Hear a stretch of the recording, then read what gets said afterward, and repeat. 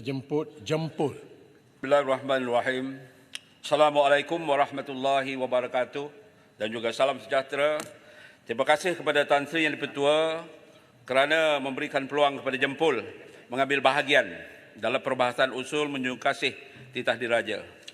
Jempol merafak sembah setinggi-tinggi tahniah kepada ke bawah duli Yang Maha Mulia Sultan Ibrahim ini almarhum Sultan Iskandar yang telah ditabalkan sebagai Di-Pertuan Agong ke-17.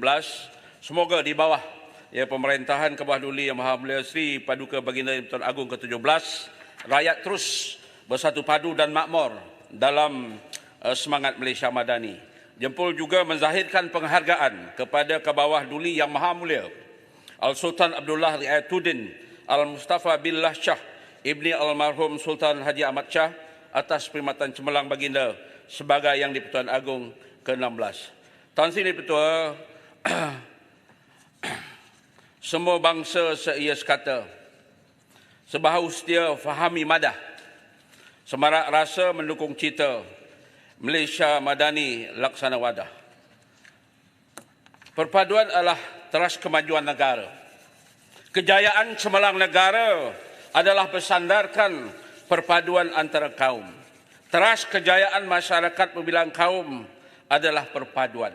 Kita berada dalam tempoh 66 tahun memaju menguruskan pembangunan negara kita ini adalah berteraskan kepada perpaduan. Jempol meneliti titah tuanku yang begitu prihatin tentang perpaduan rakyat.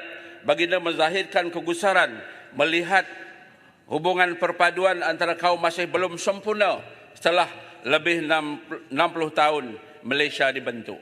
Saya difahamkan kajian pertama Indeks Perpaduan Nasional yang dijalankan pada tahun 2018 mencatatkan 0.567, manakala indeks itu meningkat kepada 0.629, iaitu dalam kadar sederhana pada tahun 2022. Persoalannya sejak 66 tahun kita merdeka, adakah kita berpuas hati dengan perpaduan kaum yang kita hanya ini ada di peringkat sederhana? Sudah lebih 50 tahun, Kongres Kebudayaan Kebangsaan pada tahun 1971 digagaskan bertujuan mewujudkan sebuah negara yang stabil dan bersatu padu di kalangan penduduk berbilang kaum dan dalam masa yang sama mengekalkan identiti negara di kalangan dunia antarabangsa. Persoalannya, apakah generasi kita benar-benar memahami budaya hidup masyarakat majmuk di Malaysia? Ini ditekankan oleh tuanku yang bertitah, masih ada generasi hari ini yang gagal menguasai bahasa kebangsaan dan memahami budaya hidup kaum yang lain. Di sini apakah langkah kerajaan untuk memantapkan perpaduan yang kini hanya di taraf sederhana? Tan Sri Yang Dipertua, Jempol ingin menegaskan Kementerian Pendidikan, beberapa cadangan daripada Jempol menegaskan agar Kementerian Pendidikan memperkasakan dan memantapkan program silang budaya di antara sekolah kebangsaan, SJKC, SJKT sehingga ke peringkat menengah dan peringkat pengajian tinggi termasuk juga sekolah swasta. Seterusnya Jempol juga mencadangkan Kementerian Perpaduan Negara, Kementerian Pendidikan dan Kementerian Belia dan Sukan menganjurkan Konvensyen Perpaduan Nasional. Oleh kerana tahap sederhana tadi, kita perlu ada satu konvensyen lonjakan baru khusus kepada agenda perpaduan nasional sebagai wadah perbincangan di kalangan pemimpin dan masyarakat agar timbul percambahan idea dan juga pandangan masyarakat untuk usaha-usaha mengukuhkan perpaduan rakyat Malaysia berbilang kaum yang lebih mantap pada masa kini dan akan datang. Dalam usaha memperkasakan perpaduan, Jempol merasakan ada keperluan untuk menambah kaki tangan di pejabat perpaduan di seluruh negara, yang mana contohnya di Jempol hari ini hanya ada seorang saja pegawai perpaduan, sedangkan perpaduan ini amat penting dalam agenda pembangunan negara kita. Tan Sri Yang Dipertua, Jempol juga ingin menyeru semua pihak agar mendukung titah tuanku supaya memperkukuh perpaduan negara dan tidak menghasut rakyat dengan memainkan isu 3R. Isu sensitif janganlah dimainkan sebagai modal politik. Kelak semua terbakar. Kita sedia maklum, kita jangan sekali-kali memainkan isu-isu sensitif ini. Kalau kita di Dewan ni panas, tak apa. Takut panas kita dalam Dewan ni terbakar kepada 32 juta rakyat di negara kita. Jadi kita sudah ada pengalaman yang dulu, jadi kita belajar daripada sejarah. Isu sensitif janganlah dimainkan sebagai modal politik. Trust, kontrak sosial hendaklah dihormati. Ia sebagai tunggak pembinaan negara bangsa di negara Malaysia ini.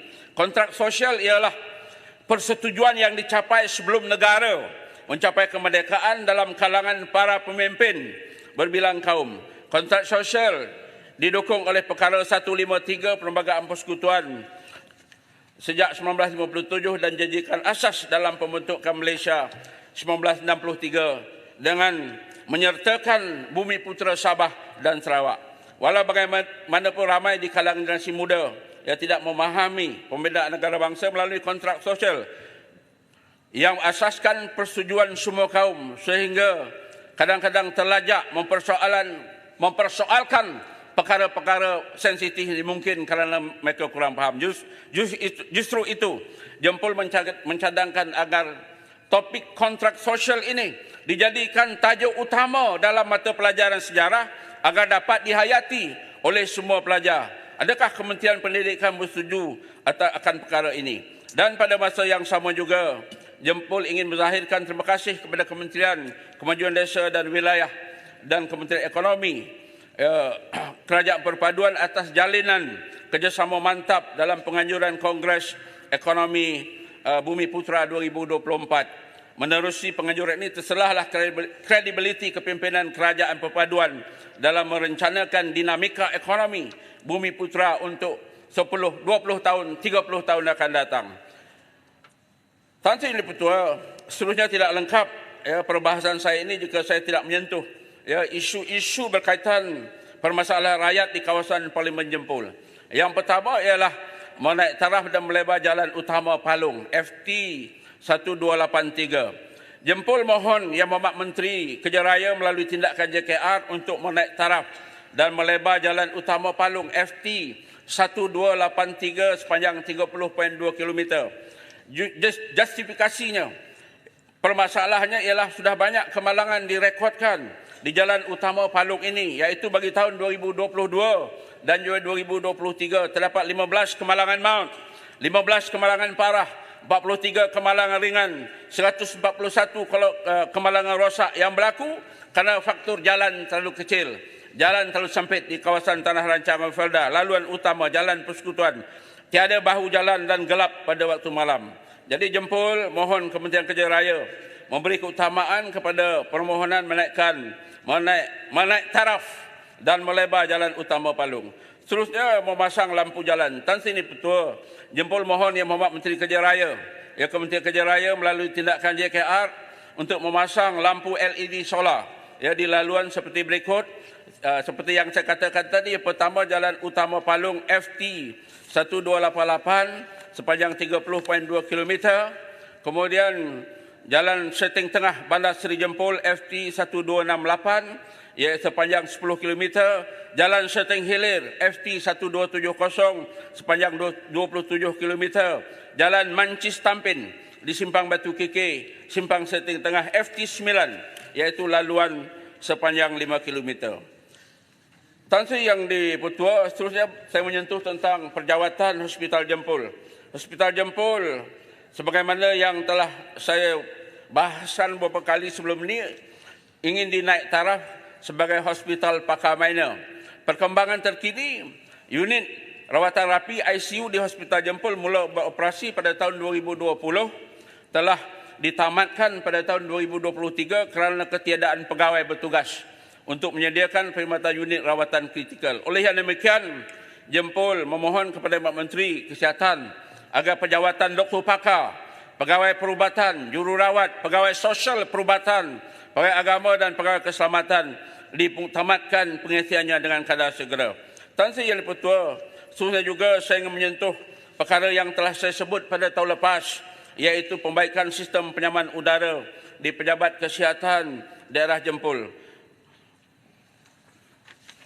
Masalah yang timbul di sini ialah kerosakan unit pengendalian udara pejabat kesihatan daerah Jempol yang telah rosak selama 9 tahun sejak tahun 2015.